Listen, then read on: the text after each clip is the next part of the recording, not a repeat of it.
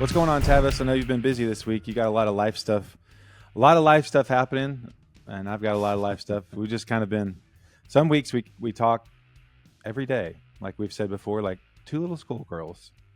But it's been a lot, sort of hit and miss the last week because I know you've got flips going, you've got family stuff going.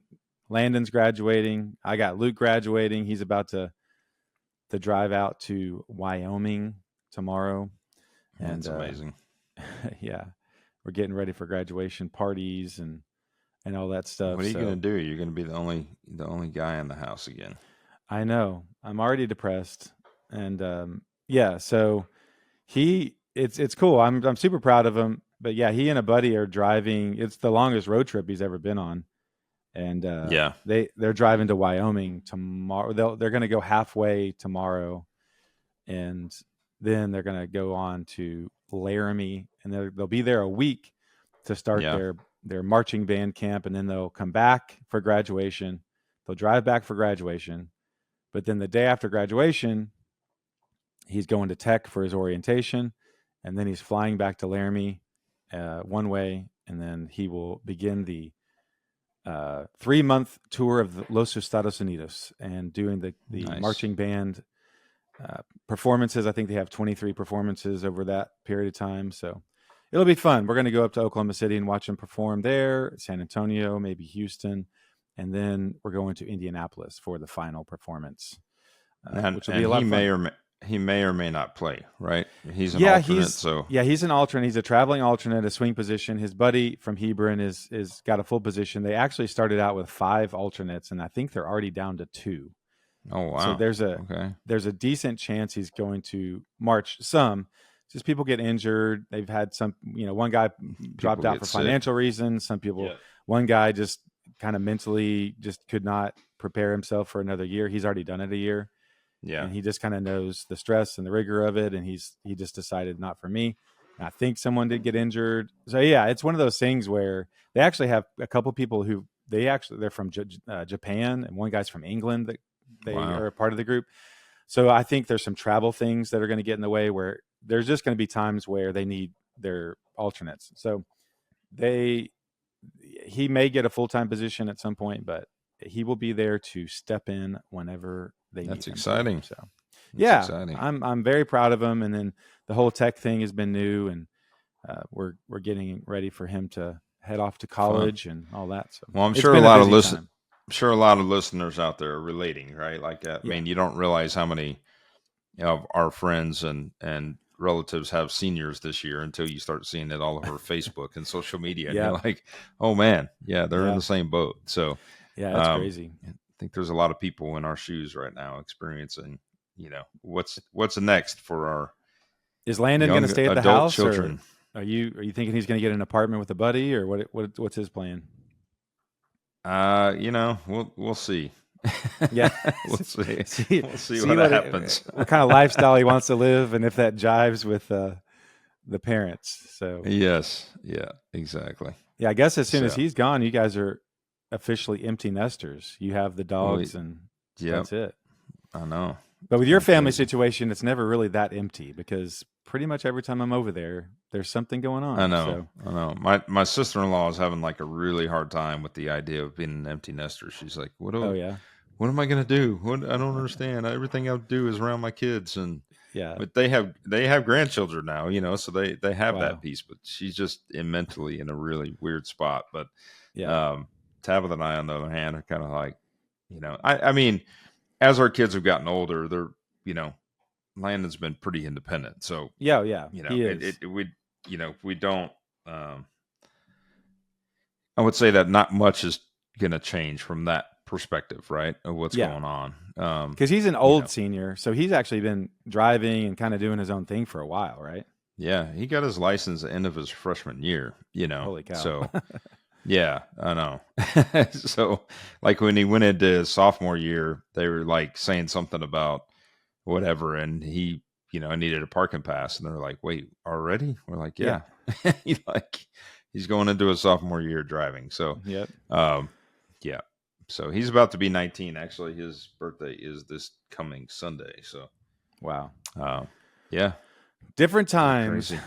Yeah. Yeah. I'm Yes, sure you'll sir. figure it So, out. But, well, so I know you've got some flips going. You've made a lot of bids on houses. I've actually picked up a little bit with my realtor business. I've been lucky to have a few patients recently, two in a row last week, just randomly.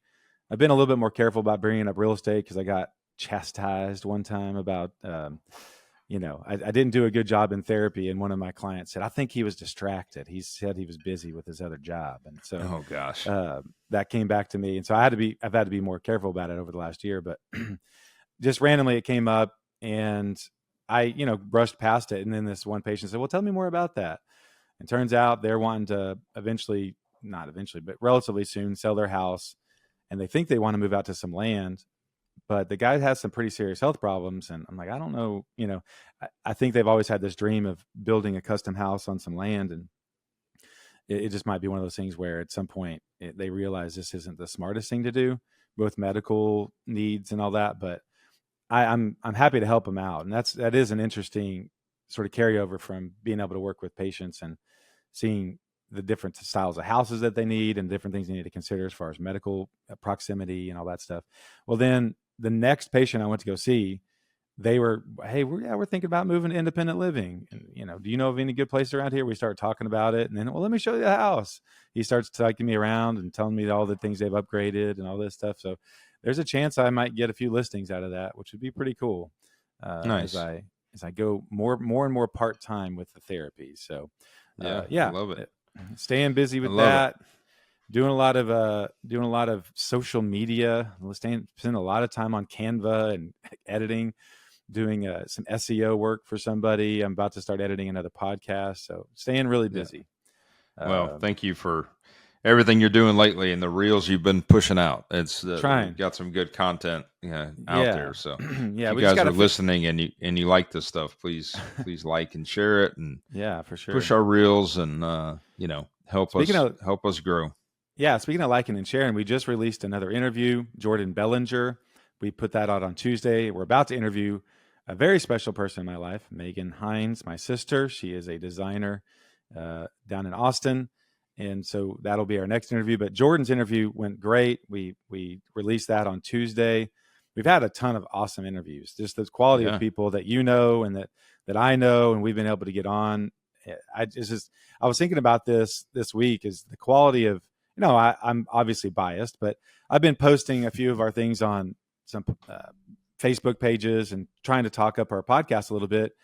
And it really, there's so many gurus out there and people who have classes, and I'm not against paying for education, but the amount of knowledge actually that we've talked about over now 53, this will be number 54 episodes, is easily equal to a lot of those classes that people pay a lot of money for.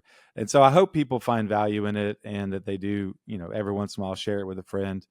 We have some really loyal listeners. I can tell every time I post something, we have a pretty steady number of people who listen to it that first and second day. And it's really cool. So I'm happy with what we're doing and what we're putting out and the quality of interviews that we're getting. That being said, if you know anybody that would be good, if you listen on a regular basis and you think, I've got a pal that has done really well in investing, or they have a great angle with their business life, we would love to hear about it and we would love to interview them. So push that our way in the comments or email, text, whatever, however you know us. That would be great. So why don't we get into a market update? The market is, oddly enough, it made the Dallas Morning News again. I think real estate's kind of like weather and sports. It's just one of those go-to topics that everyone sort of can relate to. So there's usually something in there. But basically, the story was kind of a rewrite of the week before, and it says inventory is up and sales are a little bit down. Inventory is up, days on market is up, and our 3.9 is our inventory, our official inventory.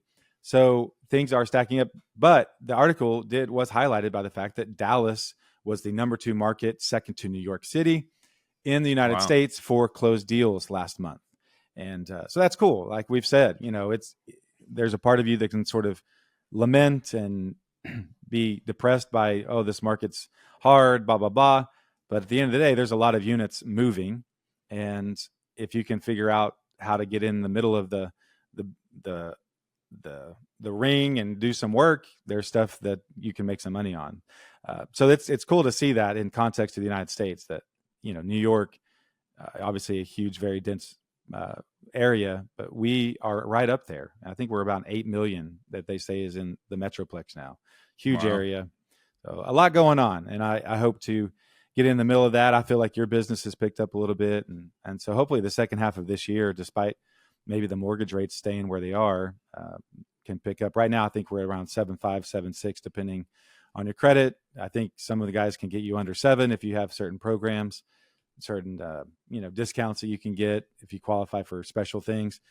But yeah, you're probably mid 7s, which is about what it's been for a while. So Yeah. I hope you stay busy. I feel it. I can feel it in our text chains and your phone calls and everything you're saying. Is like you're kind of picking up, which takes us back to that time when you said you managed 10 flips one time. You managed 10 at a time. I'm like, man, I can't, just the flow of life at that point would just be insane, Yeah. Yeah. I mean, 5 would be good. I think 5 is a good number because they trickle, you kind of stage them where, you stack your subs, your trades, your vendors, everybody kind of stacks, and you just kind of have this ebb and flow system that continues on, like Mm-hmm. for instance, got this one in Carrollton it's on the edge of Dallas and Carrollton, and then the one in Garland. Well, the one in Garland last week started day one after closing. Plumbers got started. We had to do a complete Yeah. They're tearing plumbing out all the reroute, plumbing. Yeah. I saw those which pictures. That ironically, it's been a long time since we've been in a foundation. This foundation was solid in this home, and now we know why. Basically, the entire subsoil structure, if you will, instead of it being your normal clay soil, it's all rock. It's all really white, like white, white rock. limestone. Yeah, limestone, right?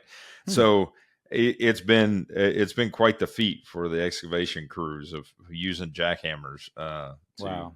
dig and trench and get under this house. So anyways, they told me yesterday they got all the new plumbing lines in and tested everything. So they're working today and tomorrow to kind of stitch everything back together. So yeah, that's great. I mean, it's a lot easier to know the stuff going into it and get the big stuff out of the way. Like I believe the last 2 plumbing jobs I did, we didn't know it right away because the test, looked good, and then we got Mm-hmm. into it and we're like, that house that we did in Plano last year had all the roots. As soon as we did demo, we're like, oh no.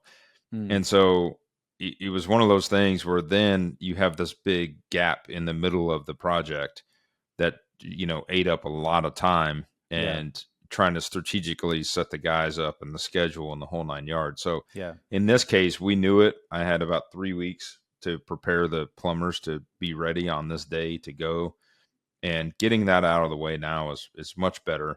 Demo is actually starting today, which is a little backwards in my normal schedule, but it works out really good. Just kind of the timing of things, and then we're wrapping up final details over there on that Dallas Carrollton one, essentially to wrap up all the final loose ends and cleaning and staging next week. I've already kind of teed up the stager. So my goal was to really try to be on the market by the first week of June. Yeah. Ideally June 1st, but might roll into a couple of days just depending on timing. Tell me about the Um, plumbing, because I was at a patient's house a couple weeks ago, and across the street they were redoing the plumbing, and I swear yep. they had more dirt Oh yeah. up underneath that house. They had huge mounds of dirt out front and on the side. I felt like they could walk out there, Yeah. like that. So whenever they backfill that, how can they do that really, really well? I Where it's mean, super solid. the tunnels they build are like basically like 3 by 3 by 3. Hmm. And so they're big enough to get underneath, and crawl around. And then basically what they do is get in there when they put the plumbing back, and then they actually anchor it to the slab, to the underneath part of the slab, so they can get the drop correctly. Because normally what happens is your foundation is designed, and then basically you put your form boards in, then you trench all your plumbing, and all that original plumbing is pretty much sitting on soil, right? Mm. You get your falls and everything correct, but once you dig a tunnel, then what's that plumbing going to rest on? So Right. they basically go in there and hang it like you would on a pier and beam, and then they start backfilling it. So it's all done by hand, and again, that's why it's so freaking expensive, because it's it's hand tunneling, it's hand digging, it's hand backloading. Yeah. And so it's really not the plumbing part that's so expensive, it's the excavation part that's Mm-hmm. extremely expensive. Man, when you drive by a house that it's happening, it's shocking how much dirt they pull out from out of the house. If it didn't have foundation really problems yet, it's about to have foundation problems. Yeah, it really is amazing. The tell-all on this home, I posted a video last week, and it was day one, and you could hear the jackhammers going, and you could see the roots of this tree, going up underneath the house. And anytime the tell-off for me was the street line was replaced. They had a problem with that line from the house to the street, like last year or something. And there is a big tree there at the age of the home, and I'm like, oh no. Yeah. And so we tested it, and it failed. And sure enough, I mean, as they're pulling out this old pipe, they're like, yeah, this thing's trash. Well, right? Save this video, and the next time you make a bid on a house and plumbing is sort of a question, you can just send it and say, hey, this is what I'm having to factor in. This is what. Well, and here's the other issue is I got a bid, I got an estimate. We in this particular situation, we used it as a contingency pending the plumbing test. Because it costs money to do a plumbing test, and so we did it contingent on it. Well, the estimate for the plumbing actually came in a little bit less than what we had projected in our original conversation with the seller. And when that happened, it ended up benefiting the seller some, because I was able to put a couple $1,000s more on the contract based on, here's the bid, here's what we've got. Well, now that they're doing it, right, that was all projected. Now that they're doing it, we're in solid rock. So now there's more time, there's more effort. And then in addition to that, there was another upstairs line that was on the other side of the house. So we ended up having to saw cut and trench another 20 feet than we expected. So another 20 linear feet is added to the bill, because we didn't know where that line ran, right? We thought everything went to one section and then went up.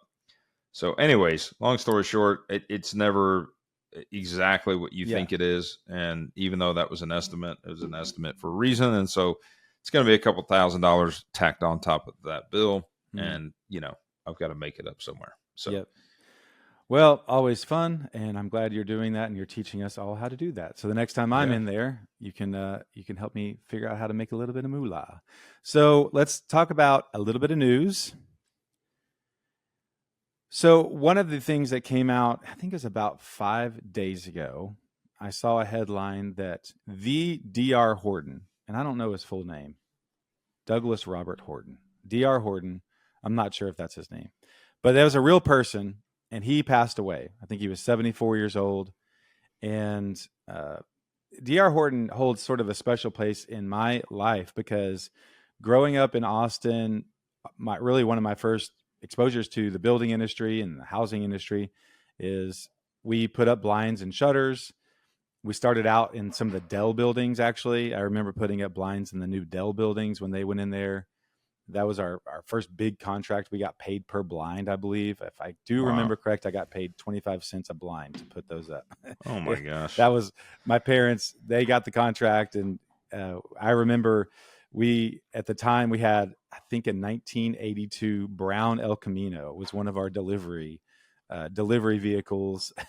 And we would just pile it up with blinds and these metal mini blinds. And my brother and I, and my dad and mom, we would just throw them up. And so that was kind of the start of that part of our blind business. And then it morphed into doing builders blinds. And so if you went to the design center in Austin for David Weekley and eventually DR Horton and picked that you wanted blinds, we would be the company that would come out and put it up. And my brother and I, we could put up a house of blinds, full house of blinds in 30 minutes, easy. I mean, just Wow.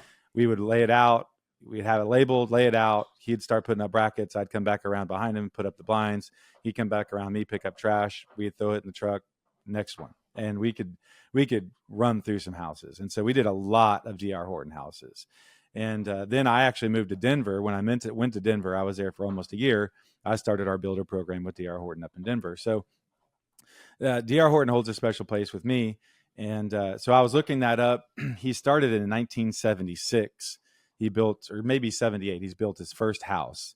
And then last year, it's a Fortune 500 company. It's one of the largest builders in the country, if not the largest builder. And they delivered, Wikipedia, if this is true, Wikipedia says they delivered 83,000 homes in 2023, which is wow. Seems insane.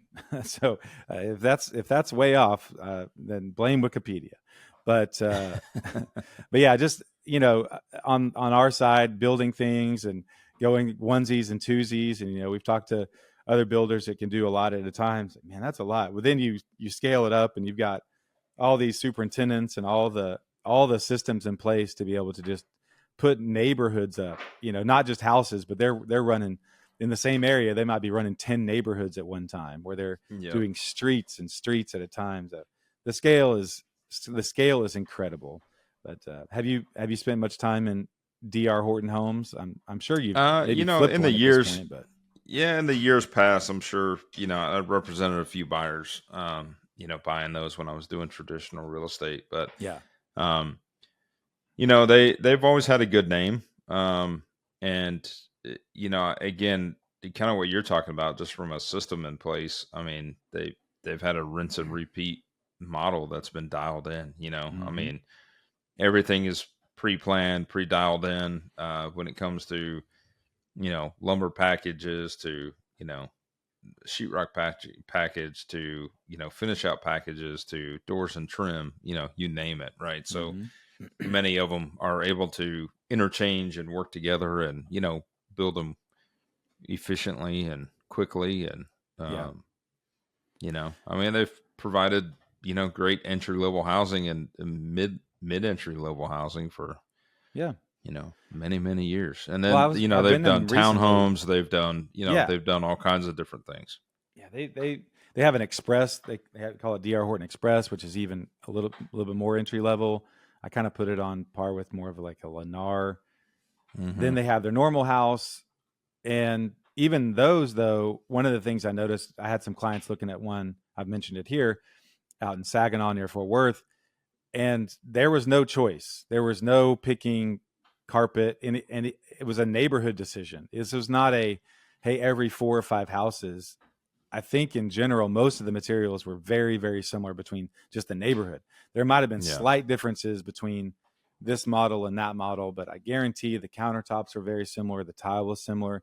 They might change up the shade of carpet or paint, maybe, but all of those, and then when you're, from your material standpoint, when you're working at that scale, you can just, buy tons and tons of the same thing. And there's no question, all your craftsmen coming in, there's just no question as to how to do it. It's just rinse and repeat. And they can the benefit of doing something like that is you're able to then, like for instance, for me, convenience wise, I usually get turnkey pricing with my painting. That means it includes, paint and materials.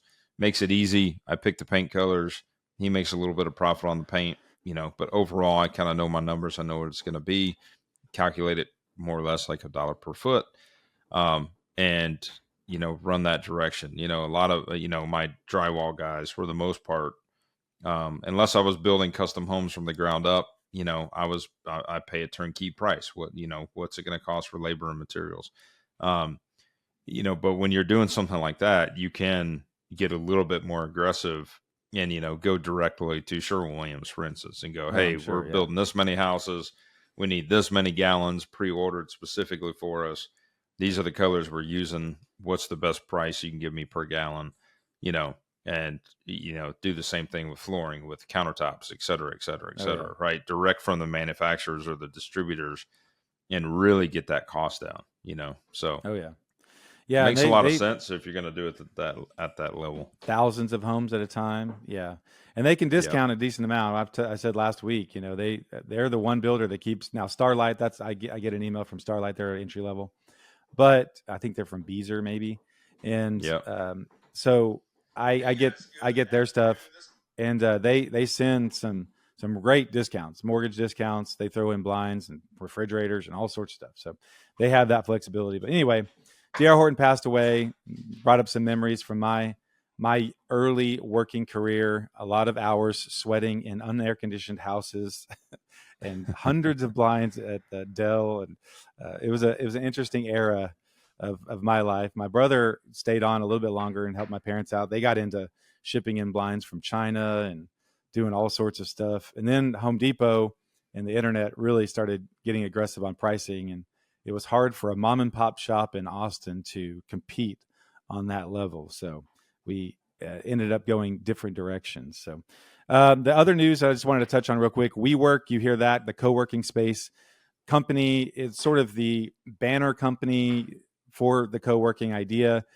It filed bankruptcy during COVID because no one could go to work, and they had leased a lot of these buildings. They sublease, and then they do the finish outs where you can go rent a desk for the day or an office for the day or the month. They have just different setups there, and they filed bankruptcy. Well, I kind of had thought they were just not going to make it. Well, evidently they are doing really well. They're re-upping some of their leases here in Dallas.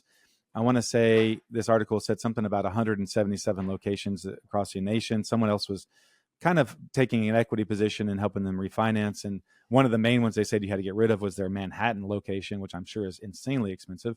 But the interesting thing about this co-working idea is I did a little research, and I've seen these buildings and I didn't know what they did. There's one over there near Grandscape, but it's called Venture X. It's a huge building, El Patio right there. But at the top of it, there's this sign that says Venture X. I'm like, what's Venture X? Well, evidently it's a co-working space.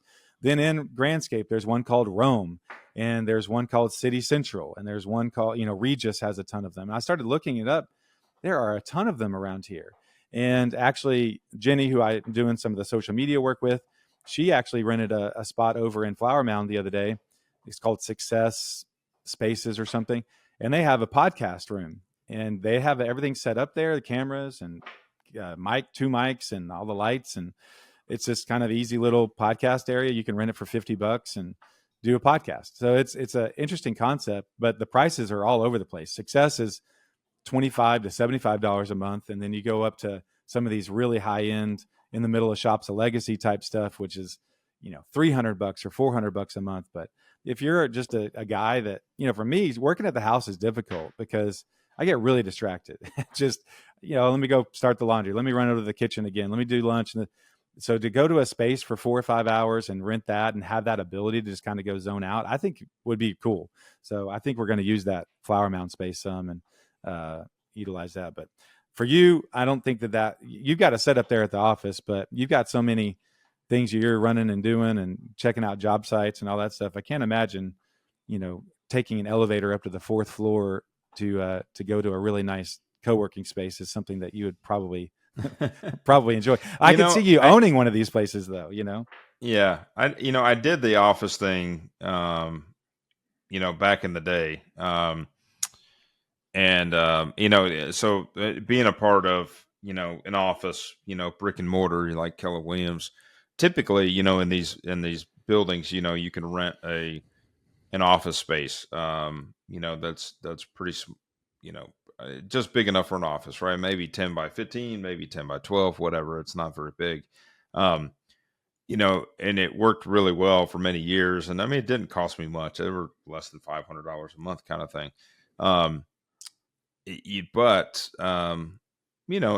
didn't make a lot of sense when I didn't have any staff. When I had like a full-time assistant, things like that made a lot of sense to have an office space, but over the years, the majority of the time I spend is in my truck, right? So it's the mobile office.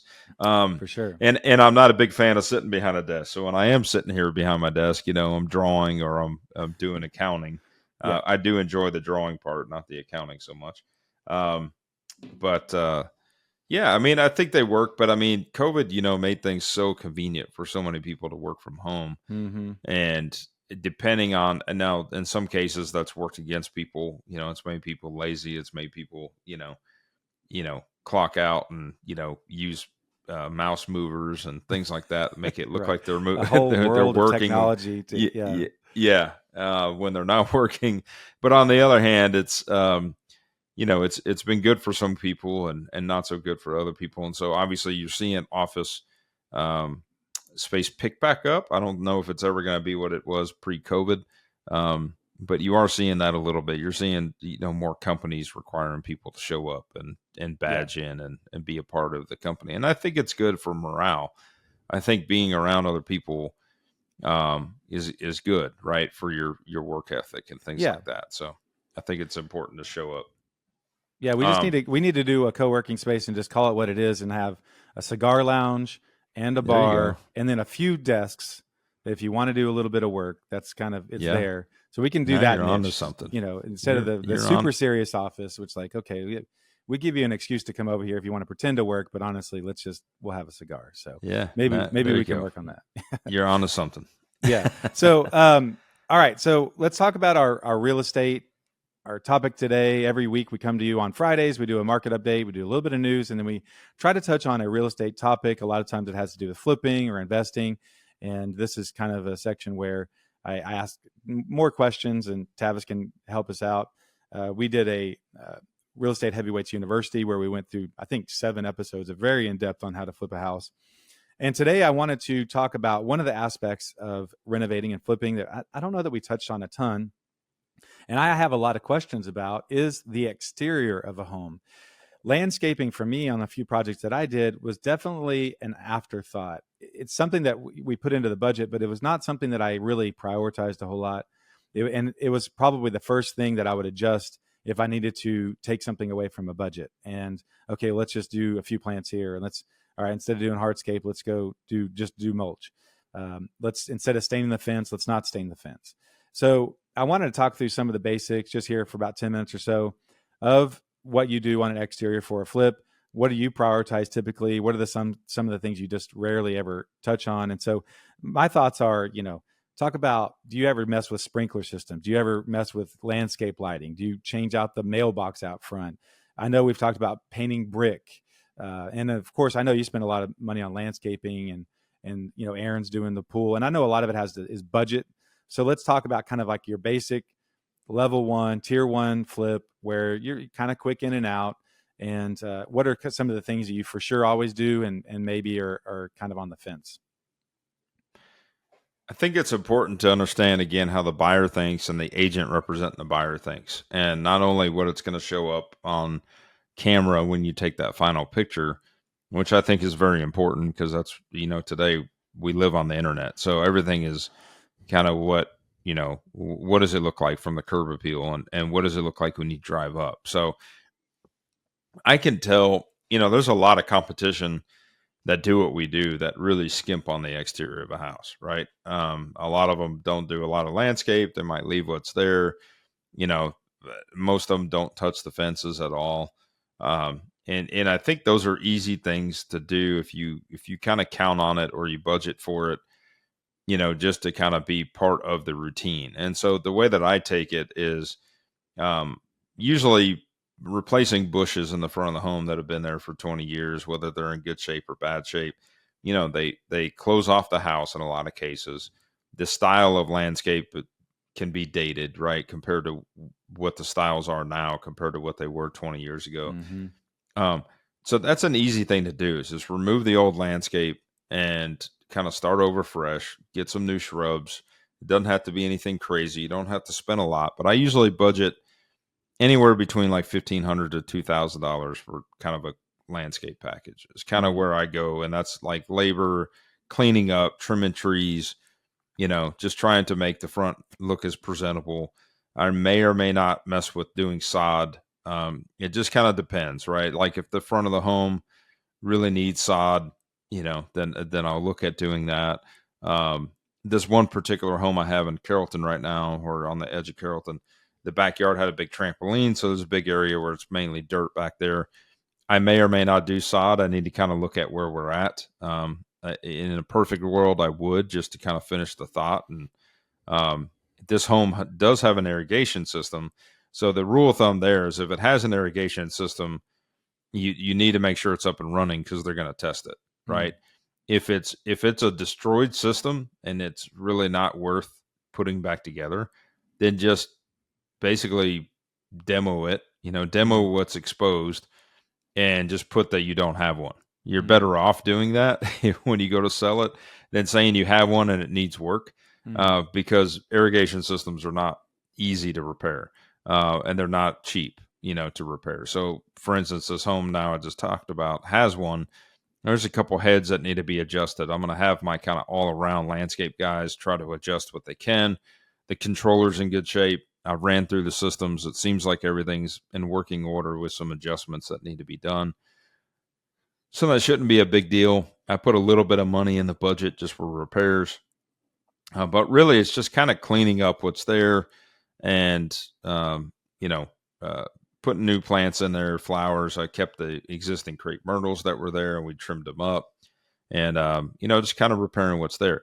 The fence in this particular case was in pretty good shape. In other cases, I have fences that I'm going to try to repair them to make them work, right, or make them better. So sometimes that could be as simple as, straightening up some poles. That could be putting some 1x4 trim up on top. If it's a stained fence, like a board-on-board stained fence, for instance, at Aaron's house, that fence is in relatively good shape. It can be repaired. It had a solid stain on it before, so the key with that is you just have to go back with another solid stain rather than going red or something like that. You can actually get a solid stain match from Sherwin-Williams with any color you want. So you can match the paint of your house, and you could do a solid stain instead of actual latex paint. You do a stain base, so it's going to soak in and actually adhere. It's an oil-based product versus a latex product. Yeah, that's what we did at hold up. We did on Mapleton. Yeah. So that's an easy thing you can do, and it goes a long way, right? It'll get another 5 to 10 years out of the fence, if not more, and really makes a big difference. But it's funny to me how many flippers skip on that stuff, right? And it's an easy thing to do. It might cost you $1,500, $1,000, I was tempted to like skip it in Mapleton, but I remember we had that conversation a few times. And I put up a new fence, and I'm like, well, it looks pretty good. Yeah, you put up a brand new fence, and it looked good, but it was really just good. I'm like, well, taking it that extra step. Yeah, and what did it run you to stain it? Like $1,500 or something? Yeah, $1,500. Yeah, and it made a huge difference. Yeah, it looked great. Yeah, and but I do remember debating about that, and that's one of those things. Yeah, that's what I'm saying. Like, I think at the end, you're like, okay, yeah, I mean, I could say I could do it. I could probably get away without doing it. I think it finishes the thought, right? Yeah. Like, so many people spend so much time on the interior. Another big thing that people skip on all the time is like changing out fogged windows, right? You'll see a renovated home and you'll see a fogged window left, and you're like, why didn't you address that? Because it's going to come up on the inspection. And some people may use it as a negotiating item, but to me, it's just, you get a clean window, it looks so much better, right? Just cleaning the windows inside and out on your final is going to truly change the appeal of the home, or having clean windows, because they probably haven't been cleaned in 20 years. Yeah. So those are different things, but it just finishes the thought. Like I said, it just kind of, it's that putting that bow on the present. You can have a really pretty present wrapped and, there's no bow on it, or you can put a bow on it and it looks polished. Right. So I think that's.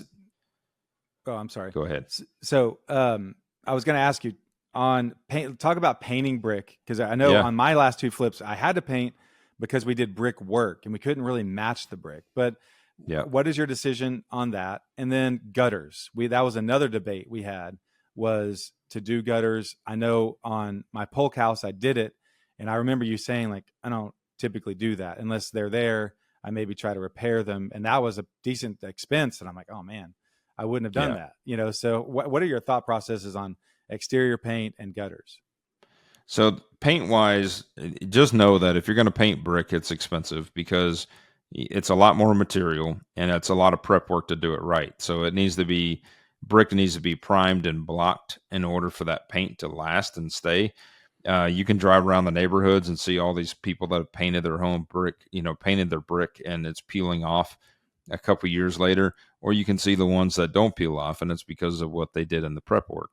But that's the difference between spending, $3,000 on exterior brick paint or spending $6,000 on exterior brick paint, right? So, you get a lot of flippers that try to make it look good and then it's going to wear out later. And I'm more of the thought of, I want things to last. I still want it to look good. And I look back at a lot of my flip projects over the years and they might sell it 3 or 4 years down the road and they didn't do anything. Like it's exactly the same way that I delivered it to them. Right. Yeah. And so that always makes me feel good from that perspective. But just know that, I typically try not to paint the brick from a cost budget perspective, unless the brick is just absolutely hideous, or like you said, you're doing a bunch of patching or something, you're not going to be able to match the brick exactly. Or, depending on just the overall project, painting brick might be necessary, right? So just know that going into it, that you can actually do pretty good by finding paint colors that accentuate the brick by finding the right trim colors, right? So you can work magic, if you will, by working with this old brick and finding the right trim colors that really make a big difference to make it look better. So that's usually where my focus is just really trying to pay attention. And I might go buy 3 or 4 different samples from Sherwin-Williams that run about $10 and paint it on the exterior next to the brick and to see how it complements up against the brick to choose my final color. Sure. If you paint 2 colors on the exterior home, it can dress it up even more. As far as like your soffits and your body, your siding might be one color and then your trim might be another. That can also dress the house up pretty good without spending the money on painting the brick. So it's something to think about there. And gutters. What was the other thing you mentioned? Yeah, the gutters. So gutters, the rule of thumb is if it has gutters, you want to make sure they're working in good, proper order. Otherwise, they're going to get flagged by the inspector. Right. So that's kind of the rule of thumb there. Now, if you have a situation where you've seen rain come down on your project and it's just like destroying your landscape beds, or it's just flooding around the exterior in between you and the neighbor, if it's doing that and you're seeing that, especially right now in the spring season, we're seeing a lot of rain right now, then doing gutters might be a good idea to take away any negative report that an inspector might give you. So it's something you can address it if you wanted to. You could wait till the inspection and then maybe just prepare that, hey, they might ask for gutters, and go ahead and do it at that point in time. If your budget's really tight and you don't have that extra money, then, wait and just know that, hey, they may ask for it and you need to put them up. But on the other hand, just kind of repairing what's there. But it really just depends on the project. I think, your property on Mapleton, we saw an issue in the back of the home that lend itself that it was going to be problematic if you didn't have gutters. And I believe it didn't have gutters before. It had like a splash guard, right? And you could see there was water pooling up there to the back porch. And you ended up actually repouring all that concrete to fix that problem. But gutters were needed there to divert the water into a different area. So, well, and I will say too, another thing that gutters can do, one, it's easy to do last. It's one of those things that you don't have to do 3 steps ahead. They can come out pretty much the last thing and just put them up. They look nice. They can match a lot of colors and it looks really nice. And the other thing is, if for whatever reason your trim is a little off, or it's not rotted or anything, but it just doesn't look great, sometimes gutters are a great way to sort of just clean up the exterior to where it looks fresh and crisp and all that. And you can sort of solve some other cosmetic-y problems with that. I found that with the 2 projects I did, that some of I can't remember exactly what it was, it just was a little worn looking. And instead of really digging deep and having to replace boards up on that, you can just paint it, do a good job, but then go ahead and put the gutters over it and it just really cleans everything up. So but I remember that sticking out when you said, I don't normally do gutters, and I just paid for it. I'm like, there's no telling how many things I've done in this house. You're like, don't typically do that. But anyway, well, great word on landscaping and exterior. If you're flipping, always those those little things that can save you a little bit of money. If you're not going to, some people don't do this, so maybe don't waste your money on it. But like Tavis says, always start with who's buying this house. What are they expecting? What are they seeing when they come up? If they see a fogged window, if they see a few details early on that hint that there's things to be done at this house, they're just going to question everything, in my opinion. So if you can do a really good job of making them feel like, yep, this is a flipped house, a renovated house from the moment they pull up and then walk through that front door, it's really going to just set the tone for everything else. And I know you do a good job. And this also, I know we're running low on time, but this also points to the fact this is why you miss out on a lot of deals. This is why you can't just take every flip that comes by, because you factor in doing really good work and a lot of work. And you can't just you're not willing to just lipstick something just to make a little bit of money. You want to do a product that you're proud of and that you can stand behind. And that takes a lot of margin. And it just takes a little while to find those properties coming your way. Well, even the lipsticks, even the lipstick type stuff that I'm willing to look at, for instance, this one that we're talking about in Carrollton/Dallas, that's basically like a lipstick project, right? I'm keeping the floors throughout the house, things like that. I kept the counters in the kitchen, keeping some of the appliances, it kind of working with a lot of that stuff. But it's still just some of the things that are going to come up, right? It's those, knowing what those inspectors are going to do. It's also wanting to move it quickly, wanting to grab as many people in the door as possible that all have an interest in buying this property. And, what are those things that are going to really have somebody leaving that house and talking about that home in comparison to other properties on the market? I think that's the important facts, is you have to think like a buyer and a buyer's agent at that point and know what you're doing on inexpensive things that maybe somebody else is cutting corners. For instance, leaving an old ceiling fan or light fixtures in bedrooms and things like that. I mean, it's costing me a little bit of money in electrical trim, and it's costing me some money on fixtures, but those are easy things that you can do that totally change the dynamic of the home and give it an updated feel. And, you'll see that in this project here that we're doing. Those little minor things go a long way to really just, help somebody feel like it's a memorable home, right? Yeah. No, I think you do a great job. And obviously it works because you flipped a lot of houses, over 200, as we say every time I introduce you. We need to come up with a more accurate number sometime.